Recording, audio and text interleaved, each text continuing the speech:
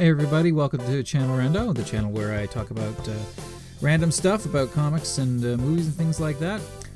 Today I thought I would try doing something that I used to do on Twitter. I'm going to pick a comic at random from my old long box. This is my box that contains all of my kind of non-valuable comics. They're just like a lot of old beat-up comics and well-loved comics that didn't really appeal to me maybe, so they're all kind of in this one box. So let's get started. This is Box Roulette. All right, so let's see what's in here. You never know what you're gonna find in this box. It's quite an eclectic range of different books. So we got let's see here. Oh, Iron Man? Nope. Star Wars. All right. Looks like Star Wars 101. They outnumber Han 30-1 apparently, and boy are they in trouble. Yep, Star Wars 101, Bill Sienkiewicz cover. All right, let's get to it. Star Wars 101. Joe Duffy writer, Cynthia Martin penciler, Art Nichols inker, Rick Parker lettering, Glynis Oliver coloring, Ann Nesenti editor, and Jim Shooter editor-in-chief. This issue is called Far, Far Away. And what happens here is we open up and Han and Leia are having a little bit of a spat, as they want to do. This time it's about these little furry white critters, and Han does not want them on his ship for some reason. I don't know what he would think about porgs, but there you go. And he ends up shaking Leia about it. Not aboard my ship! And that seems, I don't know. But they end up getting a little fight, and because he shakes Leia, this Boba Fett looking guy, who's a Marvel Star Wars character, shows up. His name's Fen Shaisa. I have very little memory about these characters. There's these Marvel-based Star Wars characters like the Fuzz Guys and Fen Shaisa and this guy over here who's kind of got a pirate samurai thing going on with a furry vest. They always kind of look a little bit out of place, but I like this guy's kind of redesigned Boba Fett suit. Anyway, he comes to Princess Leia's aid, and she's just kind of like, it's all right, blah, blah, blah. And they walk off together, and Bay has a little bit of a conversation with Han. Basically tells him, if you care for someone, treat her well. Tell her that you care. That's kind of a little major plot point. Anyway, there's this energy phenomenon going on outside in space, so they go out to investigate it in the Millennium Falcon, and Han gets sucked into it. So there's a nice little sequence here where they get sucked into this interdimensional whatever it is. Bleep! It's really hard to write dialogue for R2-D2.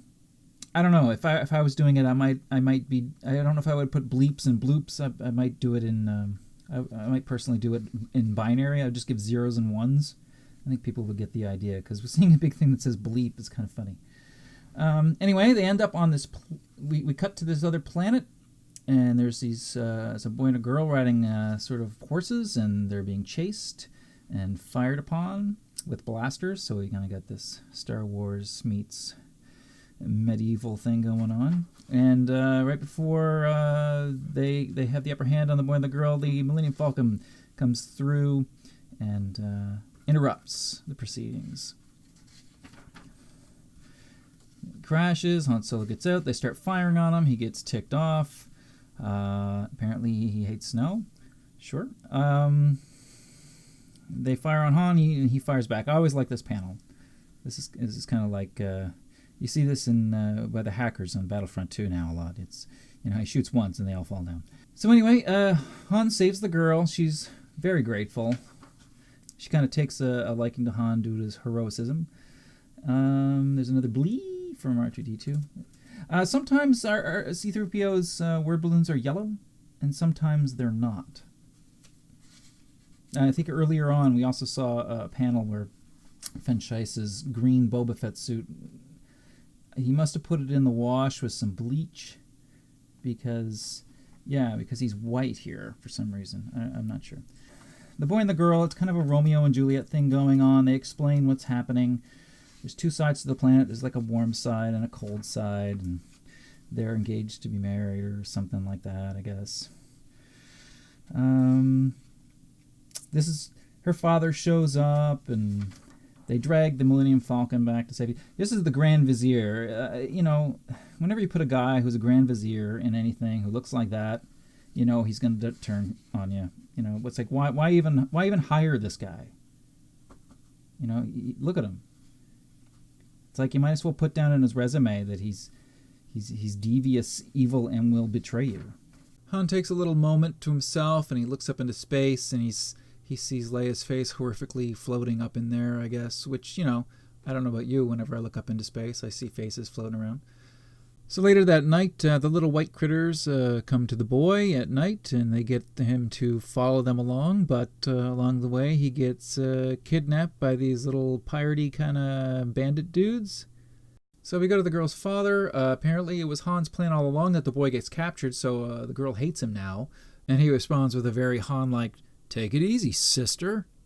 So they negotiate to get the boy back. They agree to go unarmed to meet with these bandits, and they pull guns on them, and it's like, surprise! I don't know if that's ever actually happened in the history of kidnapping and double crosses, but they literally say surprise.